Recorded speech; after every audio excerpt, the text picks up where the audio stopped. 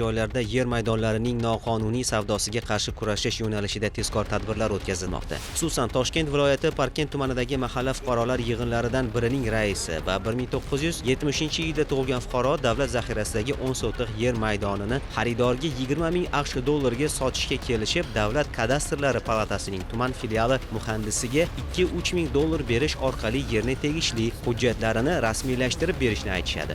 Davlat xavfsizlik xizmati xodimlari tomonidan iqtisodiy jinoyatlarga qarshi kurashish departamenti va ichki ishlar organlari bilan hamkorlikda o'tkazilgan tezkor tadbirda mahalla raisi, kadastr muhandisi hamda 1970-yilda tug'ilgan fuqaro 17 ming AQSh dollari va 37 million so'm olgan vaqtlarida ushlandi.